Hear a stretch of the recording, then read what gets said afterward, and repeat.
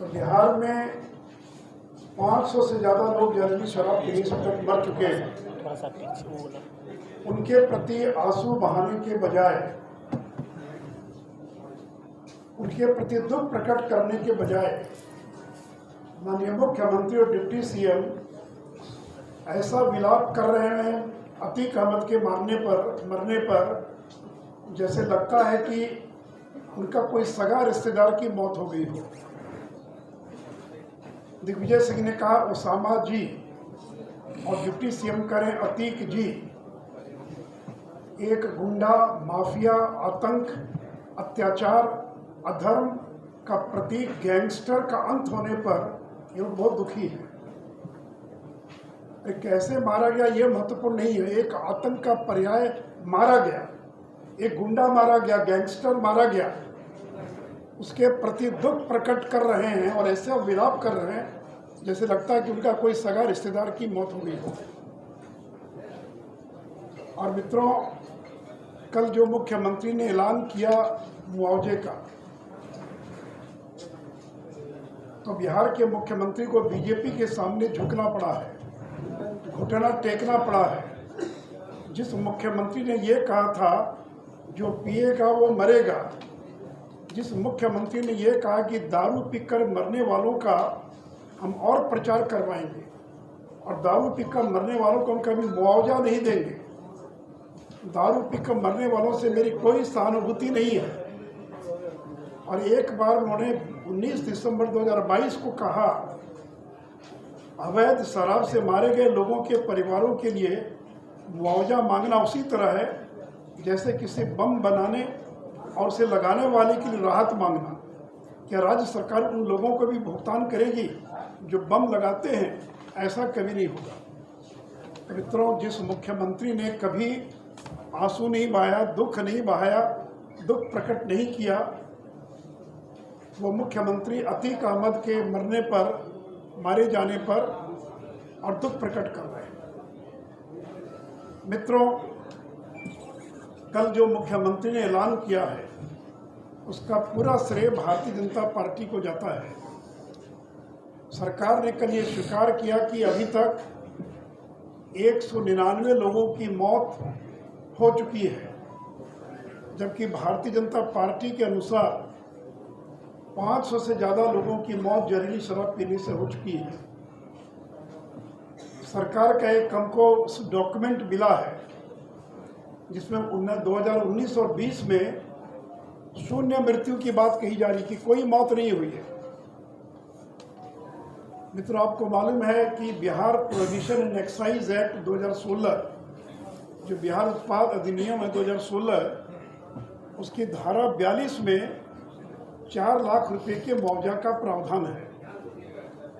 उस धारा 42 में यह भी प्रावधान है कि अगर जहरीली शराब पीने से कोई अगर गंभीर रूप से घायल हो जाता है या बीमार पड़ जाता है तो उसको 2 लाख रुपए तक की मदद की जाएगी और सामान्य रूप से जो पीड़ित है उसको 20,000 रुपया का प्रावधान है।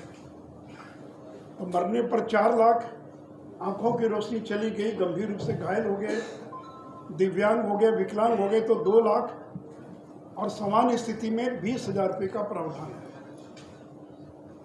लेकिन बिहार सरकार ने अभी तक जिनकी आंखों की रोशनी चली गई, जो गंभीर रूप से बीमार हो गए, जिंदगी भर उनको इलाज कराना पड़ेगा, उनके लिए किसी प्रकार की घोषणा नहीं की गई है। और जो मुआवजे की प्रक्रिया है उसको इतना पेचीदा बना दिया गया है कि अगर पोस्टमार्टम रिपोर्ट नहीं है, अस्पताल में भर्ती कराए इसका प्रमाण नहीं है, शराब विक्रेता का नाम बताना पड़ेगा, तो ऐसी शर्तें लगा दी गई है कि इसमें पोस्टमार्टम के अलावा अधिकांश लोगों को कोई सहायता नहीं मिल पाएगी। साथ ही साथ 2016 से जब से ये कानून बना तब से उसी साल मुआवजा मिलना चाहिए था 2016 से, जो 17 में मरे, 20 में मरे, लेकिन सरकार 3 साल, 4 साल, 5 साल विलंब से मुआवजा दे रही है। तो परिवार तो उजड़ गया, बर्बाद हो गया। तो सरकार को जिन लोगों को विलम्ब से मुआवजा दिया जा रहा है उनको ब्याज सहित मुआवजा मिलना चाहिए। 2017 में जिसकी मौत हो गई उसको आज आप 5 साल के बाद 4 लाख दे रहे हैं। अगर तत्काल पैसा दे दिया होता तो उसका परिवार जो बच जाता, उसका परिवार बच्चों की पढ़ाई करा पाता। तो इसलिए वैसे लोगों को चूँकि आपने विलम्ब किया है देने में, कानूनी प्रावधान है, आप देकर कोई एहसान नहीं कर रहे हैं, क्योंकि एक्साइज एक्ट की धारा 42 में प्रावधान है। अगर प्रावधान नहीं होता तो 2016 में गोपालगंज के खजूरबन्नी में 19 लोग जो मरे उनको 4 लाख का मुआवजा क्यों दिया आपने? कैसे दिया मुआवजा? किस नियम के तहत मुआवजा दिया? अगर 2016 में 19 लोगों को मुआवजा मिल सकता है तो 17 में, 18 में, 19 में, 20 में, 21 में, 22 में बाद में मरने वालों को क्यों नहीं मिलेगा? और 17 वालों को 5 साल बाद दीजिएगा तो भी उसको 40 लाख की राशि मिलेगी। इसलिए मित्रों, विलम्ब से जिन लोगों को मुआवजा मिल रहा है या मिलेगा उनको 4 लाख रुपया पर ब्याज सहित उनको मुआवजा दिया जाए। दूसरा, मैंने कहा कि गंभीर रूप से जिनकी आंखों की रोशनी चली गई, दिव्यांग हो गए, उनको 2 लाख और बाकी अन्य 20,000 रुपया जो है, और मुआवजा भुगतान की प्रक्रिया को सरल किया जाए। ये ठीक है, यहाँ तक तो शर्त ठीक है कि लिख कर देंगे कि मैं प्रचार करूँगा, मैं शराब नहीं पीऊँगा, लेकिन आप अगर ये शर्त लगा रहे हैं कि आप बताइए कि कहाँ से शराब आपको मिली, कहाँ से लेकर आए, मरने वाला तो चला गया, कौन बताएगा? या अस्पताल में गए थे, नहीं, कोई प्रमाण और दीजिए। तो इसलिए इसकी प्रक्रिया को सरल किए जाने की आवश्यकता है। मित्रों, अभी तक जब से शराबबंदी लागू हुई है 5,17,000 लोग अभी तक गिरफ्तार किए जा चुके हैं। 5,17,000, 3,61,000 FIR दर्ज हुआ, मुकदमे दर्ज हुए, और इसमें जेल जाने वाले या मुकदमे जिन पर दर्ज हुए उसमें 90% अनुसूचित जाति, जनजाति, पिछड़ा वर्ग के लोग हैं। और इसलिए हमारी ये मांग है, भारतीय जनता पार्टी मांग करती है कि सरकार को आम माफी का ऐलान कर सभी मुकदमे वापस लेना चाहिए। इसके पहले भी कई बार सरकारों ने मुकदमे वापस लिए हैं, अलग अलग राज्य सरकारों ने, बिहार में भी। तो जितने मुकदमे चल रहे हैं शराबबंदी से जुड़े हुए, यानी 1 अप्रैल के पहले के जितने मुकदमे FIR हैं उन सारे मुकदमों को विड्रॉ किया जाए, वापस लिया जाए। और अभी भी जेलों में 25,000 लोग बंद हैं। बिहार की जेल की क्षमता 55,000 और 25,000 यानी आधे लोग बंद हैं जो शराबबंदी के कारण जेल चले गए। तो वैसे लोगों को तत्काल जो है और रिहा किया जाए। साथ ही साथ शराबबंदी के मामले में जो जेल गए उनके लिए अलग से जेल की व्यवस्था की जाए। ये अलग से डिटेंशन सेंटर, जैसे बच्चों के लिए अलग व्यवस्था होती है, रिमांड होम और बाकी जैसी व्यवस्था रहती है। बेचारा शराब पी लिया, नहीं पीना चाहिए, शराबबंदी है, उसको आप शातिर अपराधियों के बीच रखेंगे। जेल के अंदर तरह तरह के अपराधी हैं। और ये मेरा सुझाव नहीं, ये सुप्रीम कोर्ट के संजय किशन कौल जो वरिष्ठ जज हैं, उन्होंने 1 जनवरी महीने में बिहार सरकार को सुझाव दिया था कि डिटेंशन सेंटर, यानी जिनको पकड़े हैं उनको जेल भेजने के बजाय उनको डिटेंशन सेंटर में रखा जाए। और साथ ही साथ उन्होंने ये भी कहा था, संजय किशन कौल ने, कि जल्द से जल्द स्पेशल कोर्ट बनाइए। और मुख्यमंत्री की बार बार घोषणा थी कि स्पीडी ट्रायल कराएंगे, स्पेशल कोर्ट बनाएंगे। तो संजय किशन कौल की बेंच ने जनवरी में पूछा बिहार सरकार से, अभी तक आपने स्पेशल कोर्ट का गठन नहीं किया, कब तक स्पेशल कोर्ट का गठन करेंगे, कब जज की नियुक्ति करेंगे? और अगर आप नहीं कर सकते हैं तो हमको मजबूरन जेल में बंद सभी लोगों को रिहा करने का आदेश देना पड़ सकता है। यह मेरा वक्तव्य नहीं, ये सुप्रीम कोर्ट के वरिष्ठ जो जज हैं संजय किशन कौल, ये उनका वक्तव्य है।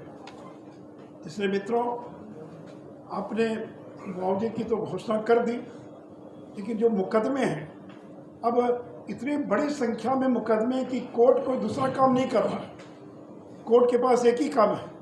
कई बार पटना हाई कोर्ट ने, सुप्रीम कोर्ट ने फटकार लगाई कि हमको दूसरा काम भी करें या केवल बिहार के शराबबंदी के मामलों में बेल पर ही बेल की सुनवाई करते रहें। तो जेलों के अंदर जगह नहीं है, इतनी बड़ी संख्या में लोग बंद हैं। कोर्ट के अंदर दूसरा कोई काम नहीं हो रहा, केवल शराबबंदी से जुड़े मामले हैं।